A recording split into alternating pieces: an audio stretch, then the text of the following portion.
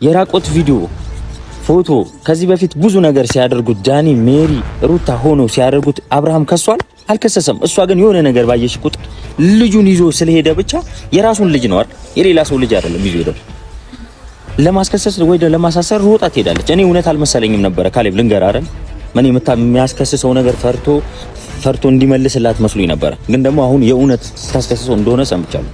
ስልክም ስደውል አታነሳም፣ ቴክስትም ስልክላት አታነሳም። አብርሃም ብዙ አደራ ያለበት ሰው ነው፣ ብዙ ኃላፊነትም ያለበት ሰው ነው። ስለዚህ ማለት ነው እኔ እንዲታሰር አልፈልግም፣ ሌላ ነገር ውስጥም እንዲገባ አልፈልግም። አሁን ታስሮ ወጥቶ አብርሃም ዝም ሊላት አይገባም፣ ዝም አይላትም። በእርግጠኝነት ሌላ ችግር ውስጥ ነው የሚገባው። እውነት ለመናገር በጣም ነው የምታሳዝኑኝ።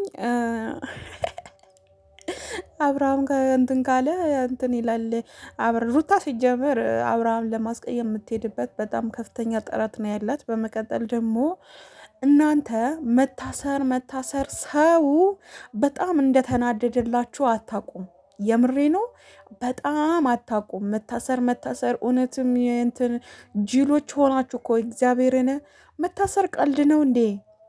መታሰር እኮ ቀልድ አይደለም እንዴ። ልጁሽ የአብርሃም ነው እንበል አይደለ? አዎ የአብርሃም ነው፣ የታወቀ ነው። እና የዳኒ ነው አንድ መቼስ የአብርሃም ልጅ ነው። ስለዚህ እሷ ጥፋተኛ ሆና እያለ ከዛ በኋላ አብርስ ልታሳስረው ነው ምናምን ብላችሁ ኦፊሻሊ ወደ ሚዲያ ስትመጡ የሰውን ጭንቅላት እንደምትበክሉ አታቁም ወይ? እኔ ረንዶ አሁንስ እንደው ቡታጅራን አሰደቡት። እነዚህ ዱማ የሆኑ ልጆች እንደው ምን ይሻላችኋል? እንደው ያም እየመጣ ቡቴን ይሰድባል፣ ያንዱም እየመጣ ምንድን ነው አላማችሁ? ጌታን ረብር ከሆነ ሌላ ነገር ብዙ ነገር። እሺ እኔ የምላችሁ ይሄ አይዲያ ሲጠፋ ምንድን ነው የምታደርጉት? እሺ አብርሃም እና ሩታ አይኑ ይታረቃሉ አብረው ሲኖሩ በቃ አይኖሩም። ሄርሜላና አብርሃም አንድ ላይ ሲኖሩ ሩታና ከደስታ ጋር አንድ ላይ ሲሆኑ ከዛ በኋላ የእናንተ አጨብጫቢዎቹ ማለት ነው ምንድን ነው ስራችሁ የሚሆነው? ማለቴ ጥያቄ ልጠይቃችሁ ብዬ ነው። እና የእናንተ ስራስ ምን ሊሆን ነው? ብታስረዱኝ ደስ ይለኛል። ለምን ማወቅ ስለምፈልግ ማወቅ ስላለብን ማለት ነው አይደል? ስራችሁ ምን ይሆናል? መቼስ የእኛ ችግር የለም ግን አብርሃም ማሳሰር ያም ተነስቶ ማሳሰር ሄርሜላም የሩታ ቤተሰቦችን ተነስቶ መታሰር አለበት፣ እናንተም መታሰር አለበት ምናምን አጨብጫቢ አጋፋሪዎች ሆናችሁ አብርሃም ላይ የምትወርዱት እናንተ ማናችሁ? ምንድን ናችሁ?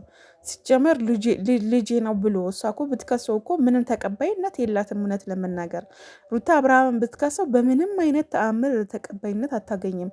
ለምን ብትሉ እሷ ከሰራችው ይልቅ የአብርሃም አይበልጥም። ለምን?